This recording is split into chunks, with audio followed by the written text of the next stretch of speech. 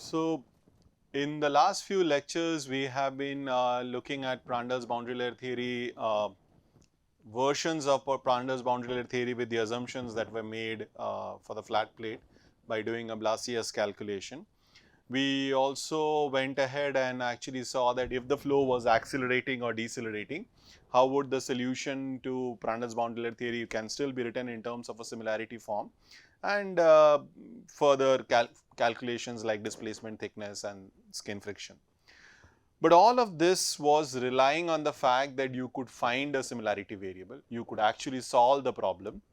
So even if you remember the Falkner-Skan problem that we did, it was appealing to the fact that the free stream has some kind of a polynomial form. If it has that kind of a polynomial form, then you can do all the similarity tricks that are there. Now, this luxury is not there everywhere. We don't have this, actually in most cases we don't have this luxury of an exact kind of a solution. You could obtain the boundary layer velocity profile, let's say at different locations in a problem. So, think of it this way, you have made measurements of velocity in the boundary layer at different stations. So, you have this flat plate, you have put a probe and you have gone ahead and obtained velocity profile at different x stations. And then how do you infer things like skin friction from this? Or how do you infer relations of what would be the boundary layer thickness in such a problem? So, you have information regarding the velocity profiles at different locations, and how does one use that in order to obtain information regarding the boundary layer? So, when we do not have that kind of a luxury, what we typically do is we will try to see is there some kind of an integral relation that we can get from the boundary layer. Integral relation means we are not interested in the exact velocity profile, but we are interested in some kind of a relation of integrated quantities. Now, what could be those integrated quantities? We know that there is a displacement thickness. This is a measure of the deflection of the streamline. There is momentum thickness, which is a measure of the deficit of horizontal momentum due to the presence of a solid body, and you can also have quantities like the shear stress, which would be something that you would get by integrating the viscous force. If you integrate the viscous force over a particular region, you would get what would be the wall shear stress from that. So, there are these various quantities that one could actually try to measure in the boundary layer. Rather than actually trying to make measurements of the velocity, you could probably make measurements of these kind of quantities. So, is there a relation that we can derive between these quantities rather than trying to search for the similarity approach? So, our starting point is Prandtl's equation. So, we are going to continue with Prandtl's boundary layer equations, which tells us that there is a balance between the inertial acceleration and viscous diffusion in the x momentum equation, and the y momentum equation just tells us that pressure is constant within the boundary layer. And there is obviously equation of mass conservation, which is dou u dou y, dou u dou x plus dou v dou y is equal to 0. So, u is the x component velocity, v is the y component velocity, and then you have a pressure gradient. So, this is Prandtl's boundary layer equation. Now, what is the other equation? The other equation is Euler's equation, or the equation describing an inviscid flow, which tells us that far away from the surface, so if I use the notation that y by delta of x is much greater than 1, delta of x is the boundary layer thickness, then I can apply my Euler's equation, which tells us that u infinity du infinity dx is equal to minus 1 by rho dou p dou x. This is my inviscid equation. Now, if I use the fact that pressure inside the boundary layer is a constant at a given x location, so at a fixed x, pressure is a constant. So, since the information of the pressure gradient, so what you think of this is, there is an external flow which is associated with a pressure gradient. That pressure gradient gets communicated to the boundary layer or to the plate unchanged. So, at leading order boundary layer theory, what it says is, if there is a dou p dou x in the external stream, that pressure gradient is transmitted to the boundary layer without any change, which means at any x location, if you know what is the pressure gradient in the free stream, you also know what is the pressure gradient within the boundary layer. That is the beauty of the leading order approximation from Prandtl's theory.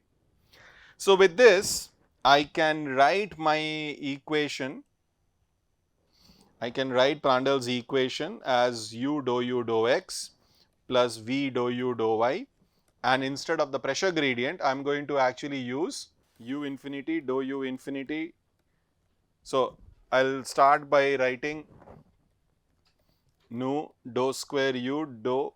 So, I have u dou u dou x plus v dou u dou y plus u infinity du infinity dx plus nu dou square u dou y square. This is what my governing equations are from Prandtl's theory.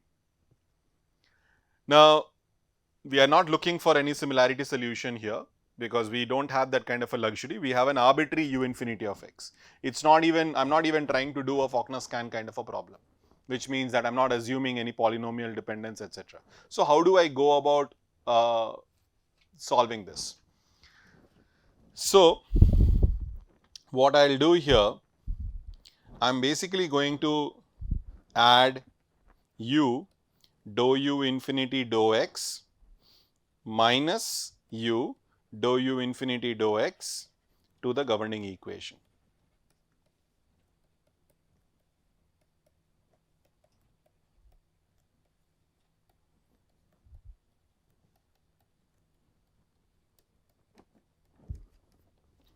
Right? I have just added and subtracted a particular term. So, if I now write this equation, I would have, so I will take everything to the right hand side, I will take all of these terms to the right hand side and bring the viscous term to the left hand side. So, I will have u infinity minus u du infinity dx, then I have a plus u du infinity dx minus u dou x plus v dou u dou y is equal to minus nu dou square u dou y square. So, now nothing has changed from Prandtl's equation. I have just added and subtracted a term which is u dou u infinity dou x. So, now if I inspect the second term was u ddx of u infinity. So, if you look at these two terms, u ddx of u infinity and then u ddx of u. So, what I can do, I can write this as u dou x of u infinity minus u. U infinity is only a function of x, so I can just write that total derivative in terms of a partial derivative. The ordinary derivative is converted to a partial derivative. Now, here this term is v dou y of u. So, what I can do here, I can write this particular term, this should have been with a negative sign. Let me just make sure the signs are all right. So, minus v du dy, I have taken it to the other side, minus u dou x plus u da, okay.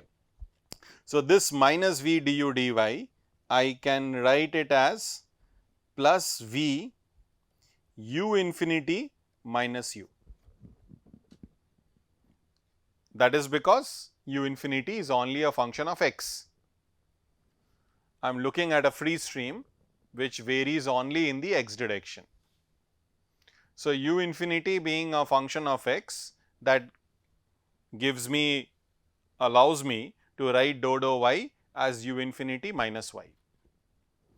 Similarly, the viscous term, which is dou square dou y square of u, I can write this as dou square dou y square of u minus u infinity, but I will just keep it as u right now and then we will come back to it. So, let us we have Prandtl's equation now rearranged and written as u dou x u infinity minus u and v dou y u infinity minus u, and then on the right hand side nu dou square u dou y square. This is exactly the same as Prandtl's equation. I have just added subtracted terms and used the fact that u infinity is purely a function of x, nothing else have been done. Now what I will do is I will integrate this equation from y equals to 0 to y equals to h, where h is outside the boundary layer. Somewhere in the external stream is where I am integrating. So, I will just integrate this equation. So, let us do that. 0 to h u infinity minus u du infinity dx dy plus 0 to h u dou x u infinity minus u dy plus 0 to h v dou y u infinity minus u dy minus 0 to h nu dou square u dou y square dy. So, if I label these terms 1, 2, 3 and 4. So, the first term is an integral of u infinity minus u. Now, du infinity dx is independent of y. So, I can take that outside, and if I take u infinity outside, I have u infinity du infinity dx 0 to h 1 minus u by u infinity dy. Now, h approaching infinity, what is that integral?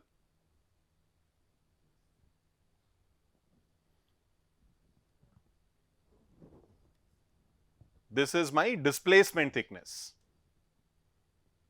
If I have h approaching infinity, that is the definition of displacement thickness. So, I can write this as u infinity du infinity dx delta star, where delta star equals to 0 to infinity 1 minus u by u infinity. You can put it as h, and h being a large number is my displacement thickness. Second term, the second term is 0 to h u dou x u infinity minus u dy. So, what I can do, I can write this term as 0 to h dou x of u infinity minus u dy, and in doing so I need to subtract a term which will be dou u dou x u infinity minus u dy. So, I have written the integrand as dou x of u into u infinity minus u minus dou u dou x u infinity minus u, right. The integrand was u times the x derivative of u infinity minus y. I can write this as using a chain rule, that it is the x derivative of u into u infinity minus y, and then dou u dou x u infinity minus u. All good? Now, this term, if I were to take the derivative outside, I will make it into an ordinary derivative 0 to h u infinity minus u dy, and here I have dou u dou x with a negative sign, which I can write as dou v dou y with a positive sign. So, what I have used here is minus dou u dou x is dou v dou y from mass conservation.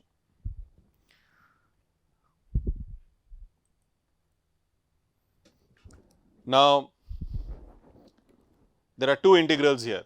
So, the first integral d dx, I can write this as d dx of u infinity square 0 to h u by u infinity minus 1 by u infinity dy.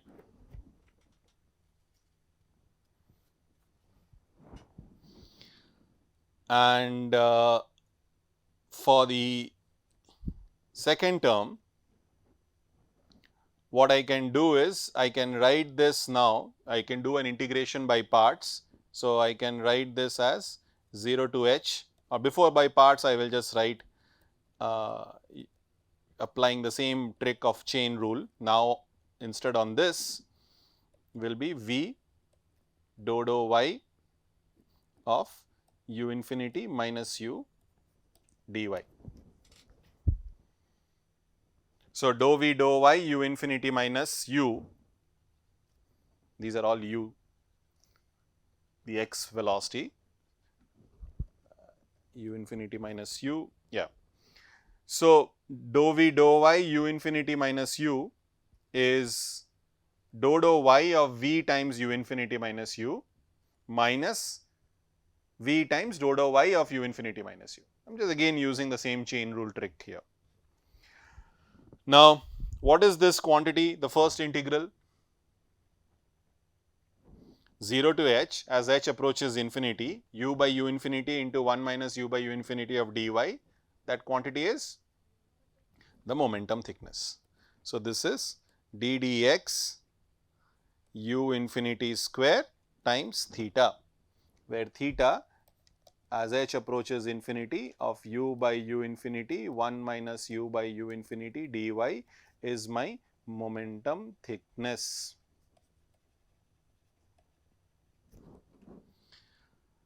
Now, there are two other integrals. The first integral I can explicitly solve because it is a dou dou y. So, this becomes v u infinity minus u evaluated at y equals to h minus y equals to 0, and the second integral is 0 to h v dou dou y u infinity minus u dy.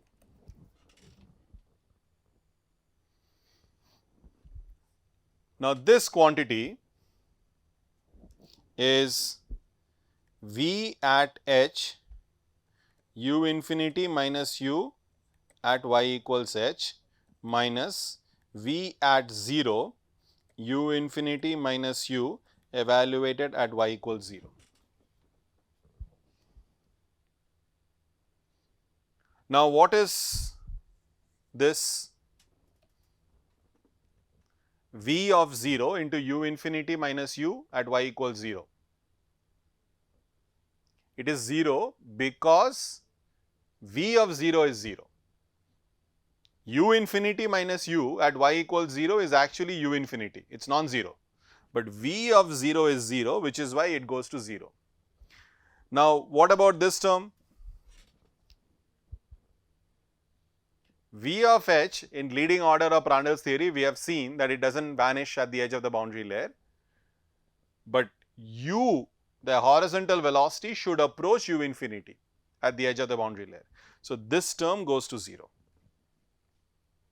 So, the contribution from that integral is 0, because the horizontal velocity approaches the free stream at the edge of the boundary layer and the vertical velocity vanishes on the plate. So, based on those two arguments, that quantity vanishes off. Now, what is this term?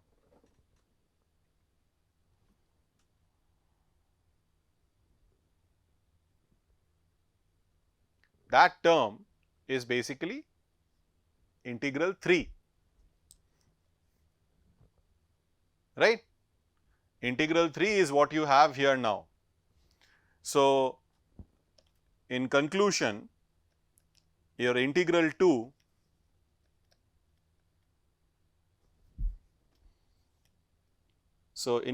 that you have will actually be ddx of u infinity square theta minus integral 3. So, this is integral 3.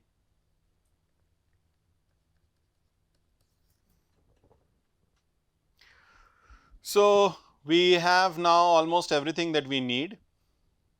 So, integral 1 was u infinity du infinity ddx of u infinity times the displacement thickness.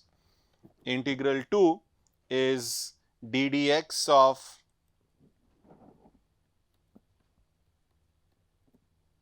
u infinity square theta, and because that is the sum of 2 and 3. Sum of 2 and 3 is ddx of u infinity square theta, and the right hand side was minus nu 0 to h of dou square u dou y square dy, the fourth integral. So, this you can evaluate as minus nu dou u dou y at y equals h as y equals 0. What is dou u dou y at y equals h? At the edge of the boundary layer, it will be 0, dou u dou y. U is going to approach u infinity with a 0 slope. So, dou u dou y is the shear stress, or it is the proportional to the shear stress. Mu dou u dou y is the shear stress. So, at the edge of the boundary layer, the viscous shear stress is going to vanish. So, dou u dou y at the edge of the boundary layer, here y is equal to h, which is beyond the boundary layer, this is going to go to 0. So, then I have plus nu dou u dou y at y equals 0. Now, dou u dou y at y equals 0 is basically, or mu dou u dou y at y equals 0 is my wall shear stress. We have used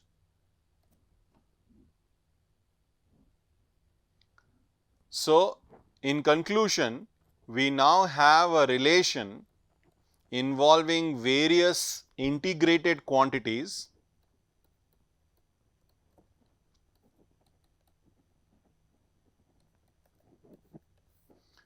derived from Prandtl's equation. We made no approximation or no assumption further, other than the fact that there is some stream that is external stream, which is in the x direction, varying in the x direction, u infinity of x, and based on Prandtl's equation, you get this kind of an integral version of Prandtl's equation. Prandtl's equation is a differential equation for your momentum transport. This equation is known as Von-Karman momentum integral.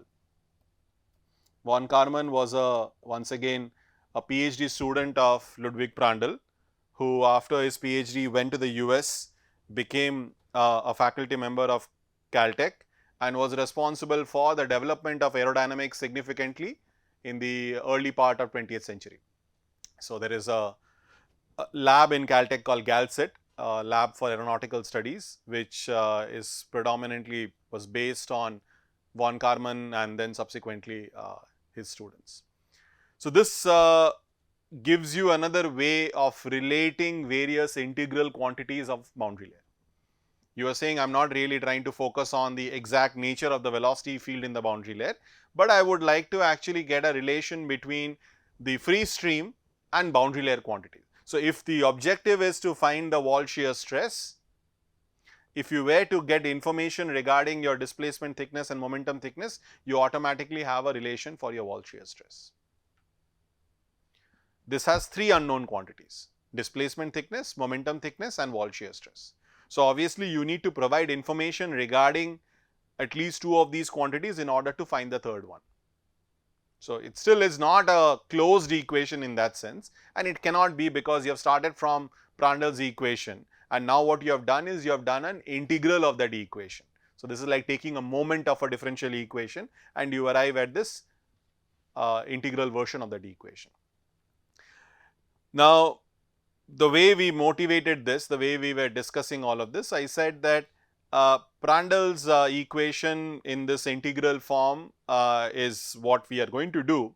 But then again this comes from the fact that we may have some information of the velocity field in some fitted form, not exact solution. You have made some measurements of velocity field and you are able to fit some curve to this velocity field. So, this is the velocity field that you have at some location, and you saw this systematically in all those previous experiments that I was showing, that people have been doing starting from Nikoradze to Dhawan and others, where they measure the velocity field at different x locations.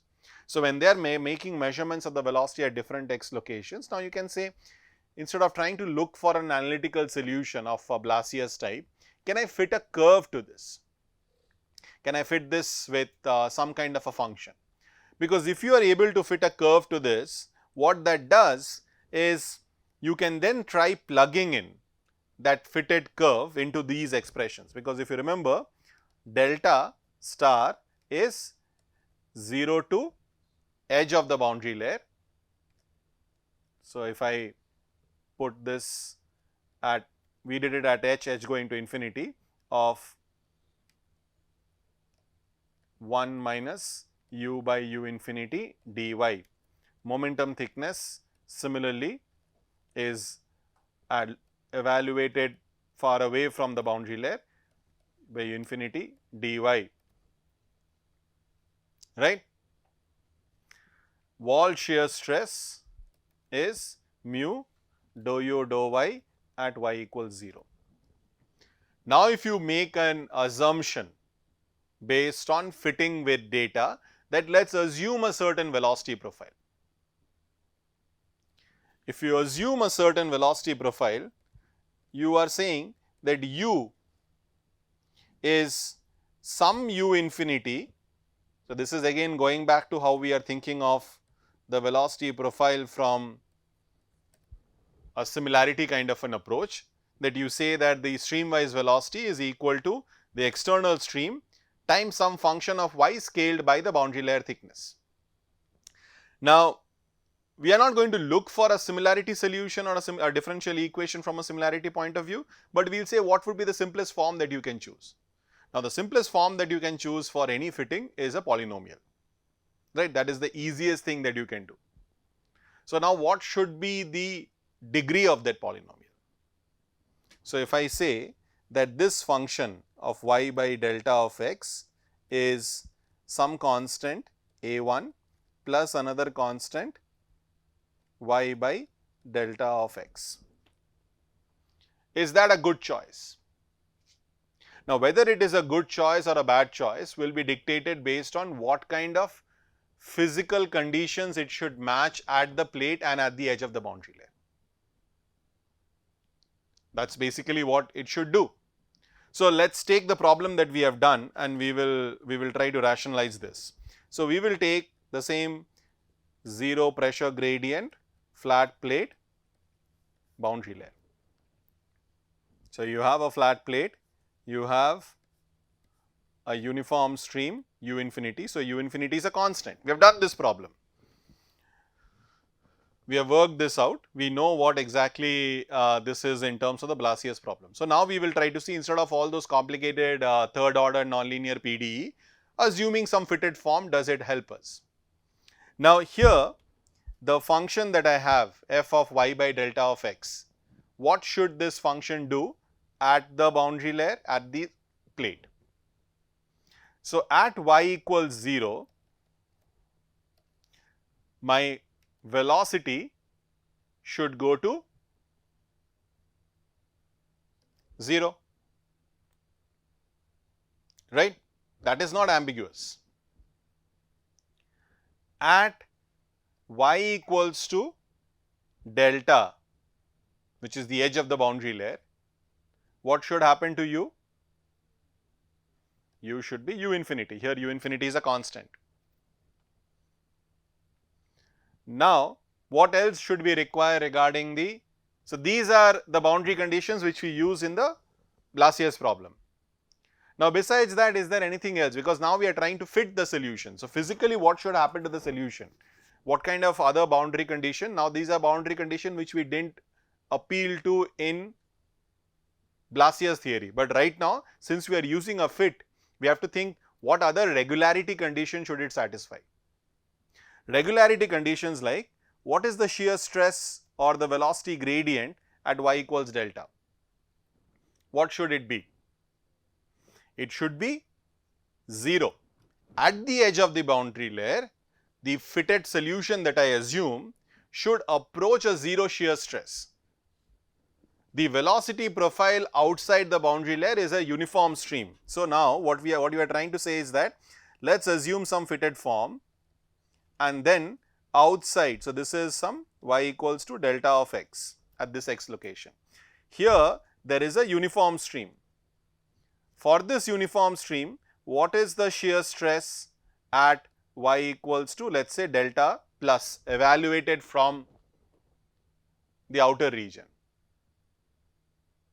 It's an inviscid problem, so there is no meaning for shear stress, but the velocity gradient for the outer problem is also 0 at that location. So the velocity profile that you have, that velocity profile should smoothly transition to whatever is there in the external stream. And the external stream, the velocity gradient would vanish at that location in the y direction, which means du dy should also be 0 at the edge of the boundary layer. That means a linear profile will not work, because a linear profile will give you a constant slope at the edge of the boundary layer, right? So I cannot work with a linear problem. So A1 is 0 because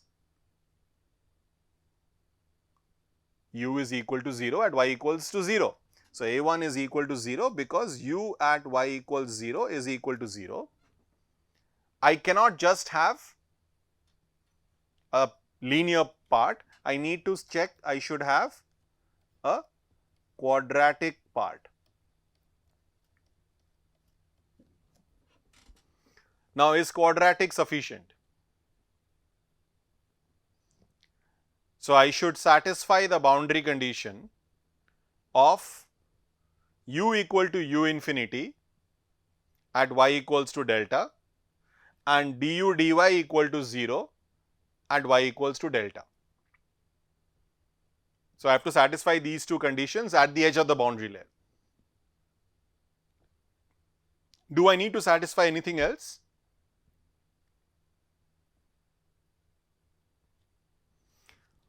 What is d square u dy square at the plate?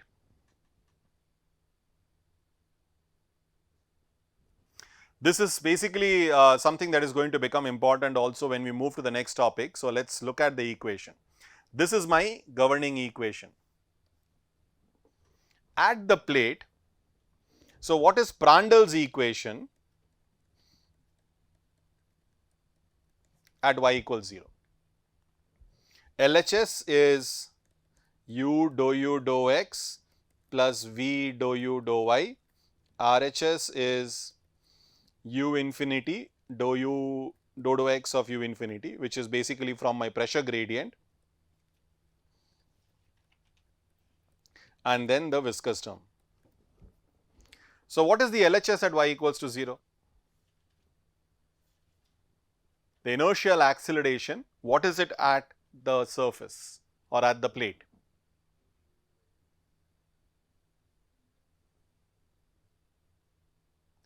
What are the boundary conditions on u and v at the plate?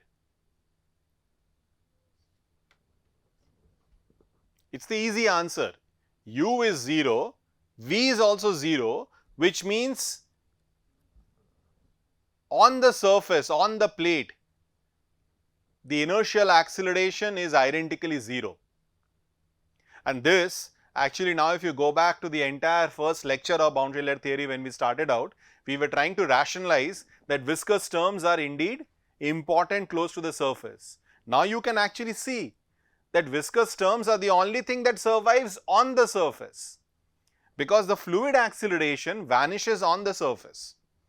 If you were to say, if you propose that I will always have a leading order balance where inertial acceleration dominates over everything else, that argument breaks down at a body surface that is stationary, because u dot del u is identically 0 on a stationary body,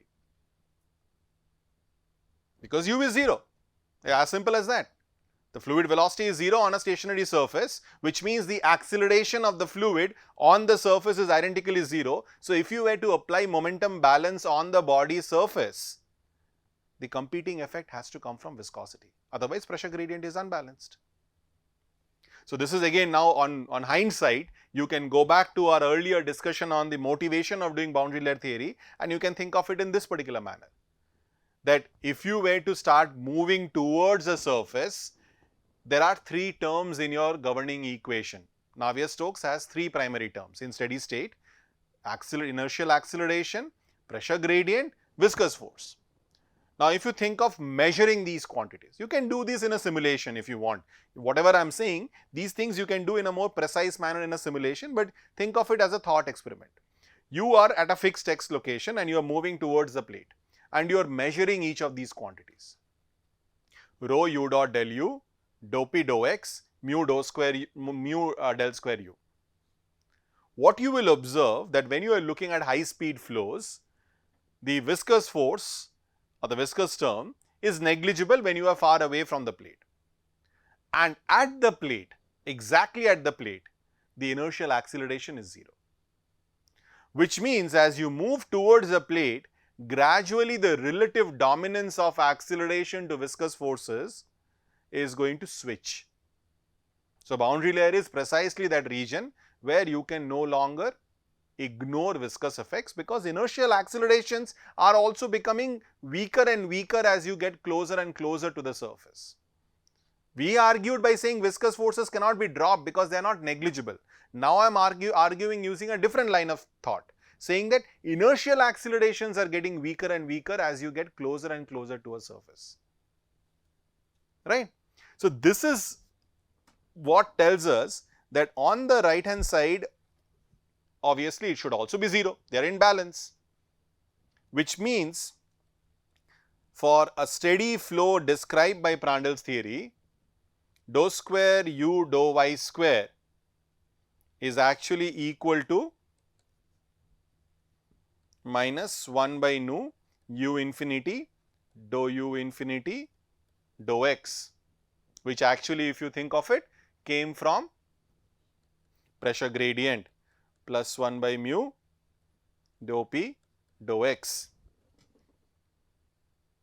So, for a flat plate boundary layer, I have been using this long acronym: 0 pressure gradient flat plate boundary layer. So, what is this term for a flat plate boundary layer? 0. U infinity is a constant and thus the pressure gradient is 0, which means for the flat plate boundary layer which we have done in class, on the surface of the body or on the plate surface, the curvature should also be 0. D square u dy square should be 0. So, there are now 4 boundary conditions: u is equal to 0, dou square u dou y square equal to 0 at y equals 0, u equal to u infinity at y equal to delta, du dy equal to 0 at y equal to delta. So, if I have 4 boundary conditions to be satisfied, what is the minimal polynomial, the order of the minimal polynomial? It will be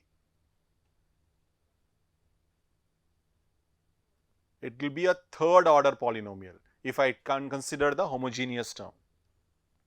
There are 4 constants. Actually, let me write them indicative of the order so that, so I will require a cubic polynomial, because the cubic polynomial will come with 4 constants, which will be the minimal number that is required in order to satisfy all the 4 boundary conditions. Obviously, the part which is the constant term will vanish because u equal to 0. Now, we are left to find what the other constants are. So, this is an exercise where you are assuming there is nothing unique about making this choice of a polynomial. You can choose something else, you can choose some other function, but the rationale remains the same. The rationale is that u should be equal to 0 at the plate, u should be equal to u infinity at y equals to delta, the slope should be 0 at the edge of the boundary layer, and the curvature should be 0 at the plate. So, based on these 4 constraints, you choose whatever is the fitting function that you like. A polynomial is the easiest thing to work with. So, that is why I am going ahead with a polynomial. So, now I have u is equal to u infinity a1 y by delta, a2 y by delta square, a3 y by delta cube. Now, one boundary condition is u d square u dy square is equal to 0 at y equals to 0. So, d square u dy square would be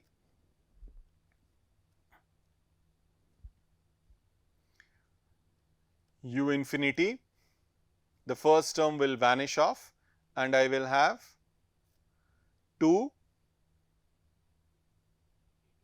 a2 by delta square, right.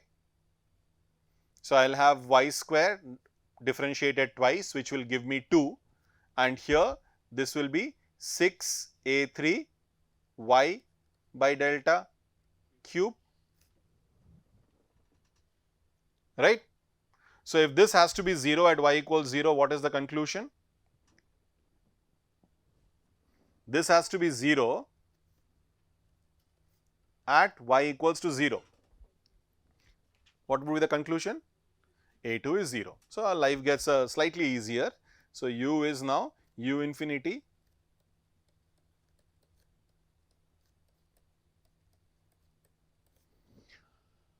all good?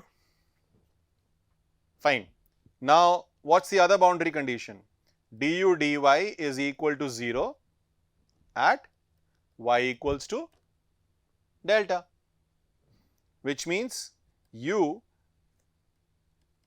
if I differentiate once, I get a1 by delta 3 a3 y square by delta cube, right.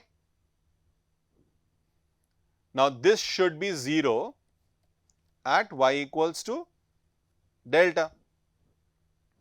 If I plug it in, I will get u infinity a1 by delta plus 3a3 delta square by delta cube is equal to 0,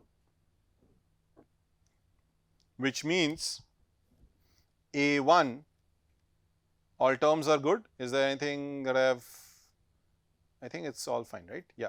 So, a1 is equal to minus 3 a3. One more level of simplification. So, now this was the boundary condition of the 0 shear stress. What is the final boundary condition? So, now u is equal to a3 minus 3 y by delta plus y by delta cube. So, what is your final boundary condition? The final boundary condition is at y equals to delta, this should be equal to u infinity, which means A3 minus 3 plus 1 is equal to 1, which is to say that A3 is equal to minus half. So, I can write my fitted velocity profile as 3 y by delta minus or 3 by 2 y by delta minus half y by delta cube. So, this is something, as what you can see, doesn't require all the trickery of solving a nonlinear ODE, doing asymptotic expansions for small y or numerically solving it. It just relied on some constraints and boundary conditions based on physical ideas.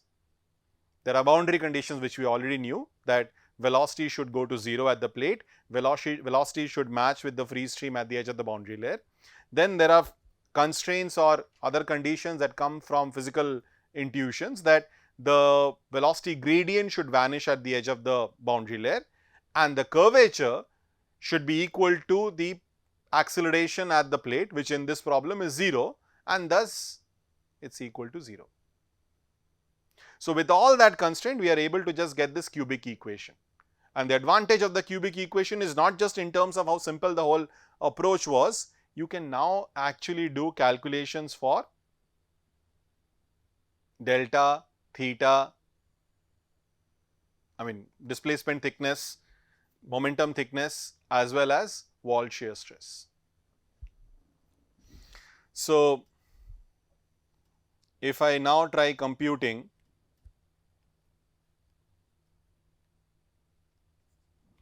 what would be my equation. So, I had my governing equation, if you remember, the Von-Karman momentum integral. So, now we can move to that.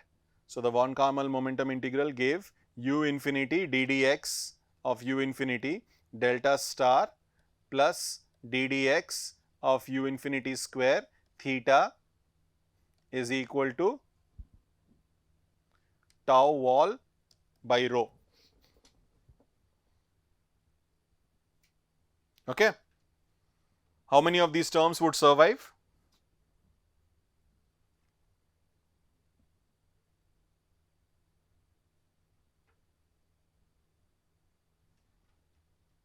Which of these terms would actually survive?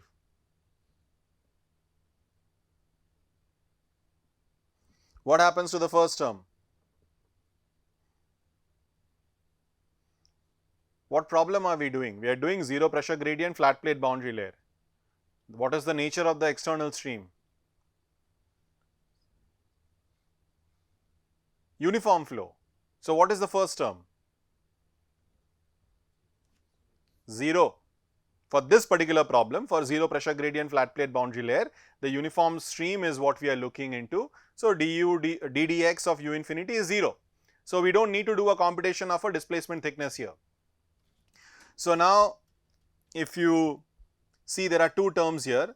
There is one which requires you to find theta. What is theta? Theta here I will integrate from 0 to delta to the edge of the boundary layer, u by u infinity 1 minus u by u infinity dy, and the other one is my wall shear stress, which will be mu du dy, or actually dou u dou y at y equals 0, which would be 3/2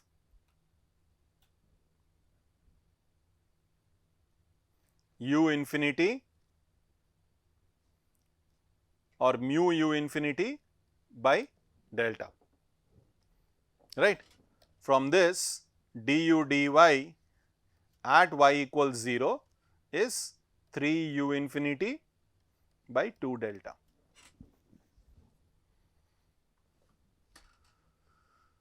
Now we just need to do a calculation of theta because we know what the wall shear stress is in terms of delta. Now what is delta here?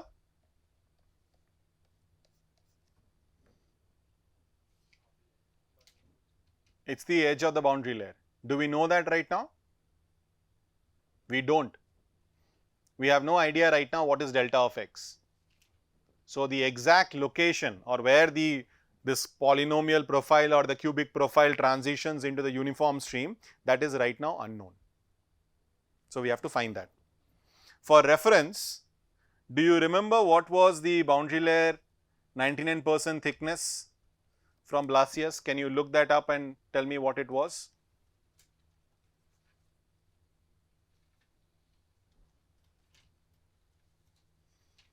When we calculated delta 99 from Blasius theory,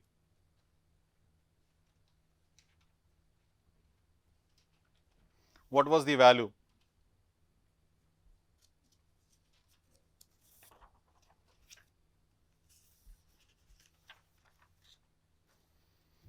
It was 4.9 square root nu x by u infinity.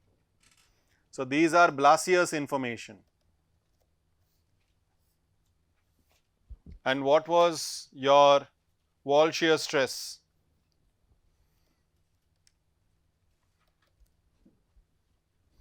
.332 rho u infinity square by square root Rex, and the skin friction that we got was 0.664 by square root Rex. So we will come back to this. This is what we got from the Blasius calculation. So we will see how far are we from that. So right now delta of x is an unknown. So we will try to compare the delta of x that we get from here from the measure from Blasius. So Blasius we had different measures. One measure was this 99% thickness criteria, that the location where the velocity becomes comparable to 99% of the free stream velocity. So this is what we had from Blasius, and we will see how do we do. Okay. So now regarding theta, theta was 0 to delta u by u infinity 1 minus u by u infinity dy. Now u by u infinity from this polynomial approximation is 3 by 2 y by delta minus half y by delta cube. So you have to do an integral here, I mean calculation of do an integral calculation where you will have a cubic polynomial here, and here also you will have a cubic polynomial. So in the end you are going to get a 6th order polynomial, but still it is an integration of powers, right? You are basically, when you substitute this and write this in terms of delta, this is going to be 3 half z minus half z cube minus 1 3 half z plus half z cube dz, where z is y by delta.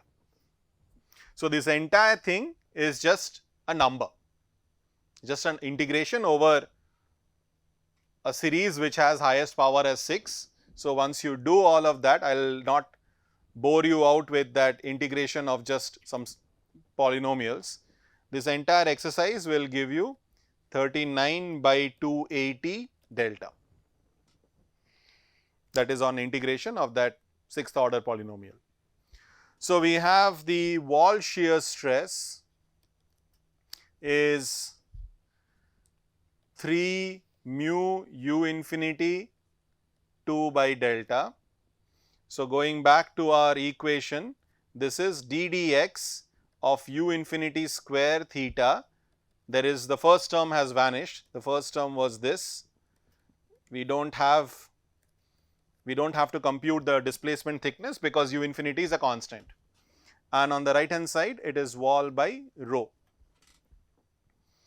Now u infinity is a constant, so this becomes u infinity square ddx of theta, which is 39 by 280 delta, and wall shear stress is 3 mu u infinity 2 delta by rho.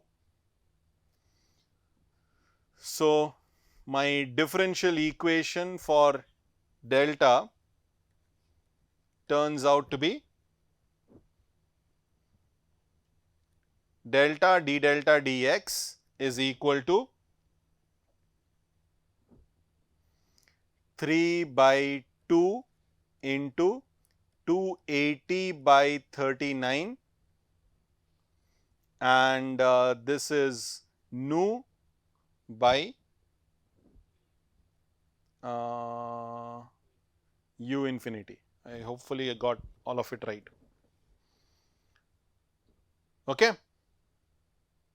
Now, this equation you can write it as d dx of delta square with a half sitting outside, and then 140 by 13 nu by u infinity. So, that becomes 280, that becomes d dx of delta square is 280 by 13 nu by u infinity. So, when you integrate this, you will get delta square of x is some constant plus 280 by 13 nu by u infinity x. Now, what should be that constant? That constant is the thickness of the boundary layer at the leading edge. So, if we say that delta of 0 is equal to 0, then I can eliminate that constant and I have delta is basically square root 280 by 13 nu x by u infinity, which if you work out what would be the square root of 280 by 13, that would turn out to be approximately 4.64 square root nu x by u infinity.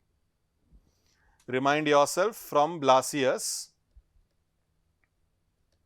this was 4.9 square root nu x by u infinity.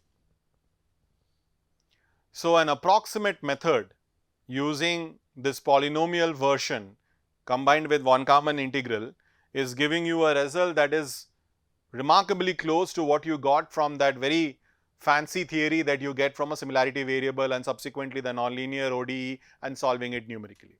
So, Blasius theory is very powerful, but it is not like your life is hopeless if you can't get a similarity solution. That is the point. Don't see Prandtl's boundary layer equation as something where you can only get an answer if you get a similarity solution. That should not be the message at all. It turns out for the Blasius problem you have this elegant approach of getting the solution, but the whole world of problems involving boundary layer will usually not permit such nice similarity solution valid everywhere. But still you can make do with it and get meaningful answers.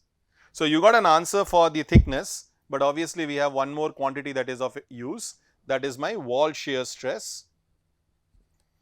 So, the wall shear stress is 3 mu u infinity 2 by delta, which is 2 into 4.9 square root u infinity by nu x, and then from that you can try computing the friction factor, which would be wall shear stress by half rho u infinity square, and this on substitution of the values will turn out to be 0.646 Re x, and if you remember what you got from Blasius, that was 0.664.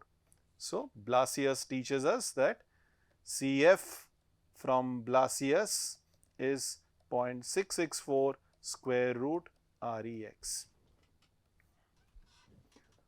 So, you have done a good job.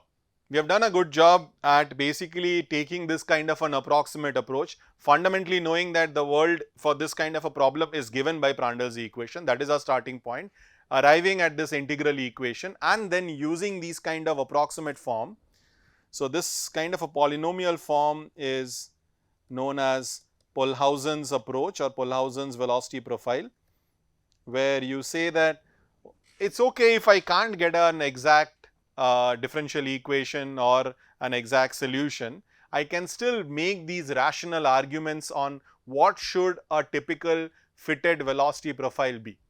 So this also should be a way for you to think that when you do fitting exercises of data, you can fit infinite number of functions through a given set of data. What is a good choice? A good choice for a fit should also be constrained with certain conditions on that data.